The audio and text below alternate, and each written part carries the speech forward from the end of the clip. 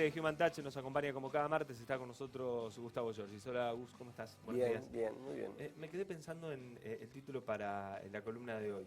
El síndrome del... El síndrome del impostor. Sí. Tenemos como las dos caras de la moneda. ¿Y el experto del sofá? El experto del sofá, A ver. claro. Vamos a empezar por este último, dedicado a todos aquellos que en estos días del Mundial se han tornado especialistas en fútbol, siendo que posiblemente nunca hayan ido a un campo de Es un juego. síndrome de los argentinos. Es muy argentino, pero bueno, capaz que acá está un poco exacerbado, pero es algo a nivel mundial. Vos sabés que el experto del sofá tiene que ver con una traducción un poco compleja de un síndrome que en Estados Unidos le llaman el síndrome de el quarterback, es el capitán del equipo de fútbol americano. Bueno, es el quarterback del sofá y nosotros lo podemos traducir como el experto del sofá. ¿Qué significa esto? En términos psicológicos se llama efecto Dunning-Kruger, en alusión a dos investigadores que hace unos años empezaron a darse cuenta que había personas con una particularidad en donde su autoestima era mayor a sus habilidades. Mirá qué manera elegante de decirlo. O sea, concretamente se le presentaba una lista de asignaturas a las personas, a ciertas personas, y se les pedía, se les indicaba que se puntúen a sí mismos cuánto sabían respecto de determinadas habilidades sociales, por ejemplo, o asignaturas como matemática o lengua, en fin.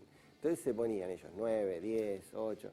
Después se le hacía un examen concretamente en donde se ponían a prueba estos conocimientos y resulta ser que la media era inferior al promedio de toda la población. Significa que sabían menos que la media de todos, los que creían saber más que ellos. Entonces sacan esta conclusión como a veces el cerebro si vos tenés una buena autoestima y en realidad un erróneo sería autoconcepto, esto te puede llevar a creer que sabes más de un tema en especial.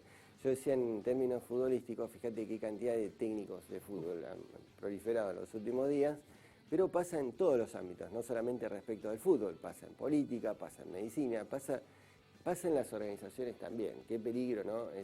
Qué peligro, digo yo, qué riesgo, ¿no? Y qué problemática es la gestión de estas personas, porque no pasa solamente por la risa que te pueda despertar alguien que esté hablando de algo que no conoce, sino sobre todo lo cerrado que resultan respecto del aprendizaje de cosas nuevas, porque pensá que alguien que cree que entiende mucho de un tema, bueno, evidentemente va a estar muy cerrado respecto del conocimiento de nuevas herramientas. Entonces, por un lado tenés esto, el experto del sofá, pero por el otro lado tenés lo que se llama síndrome del impostor. No sé si lo escuchaste hablar, pero esto empezó a ponerse de relieve hace poquito tiempo, en donde pasa exactamente lo inverso, es en donde la persona tiene más habilidades y peor autoconcepto. Esto significa gente que entiende que ha llegado a puestos determinados en alguna organización, para lo cual no tiene las suficientes competencias o habilidades para desempeñarlo.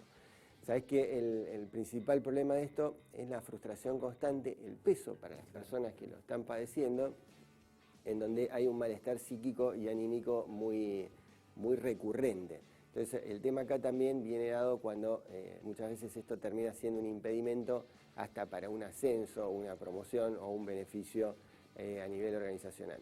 El síndrome del impostor obviamente se da también en organizaciones muy resultadistas que presionan mucho por precisamente lograr determinadas metas, en donde si las personas no están lo suficientemente entrenadas para lidiar con sí mismas, y claro, lo cual no es sencillo, bueno, va a empezar a existir este tipo de síndrome, que no es gratis, debo decir. El síndrome del impostor, la diferencia con el anterior es que el precio lo termina pagando la propia persona, siendo que en el primero, el experto de sofá, normalmente el experto lo pagan quienes están al lado, ¿no? Bueno, interesante, ¿no? Estas dos miradas que por lo menos acá en la Argentina el del todólogo sería en el barrio. El todólogo, tal cual.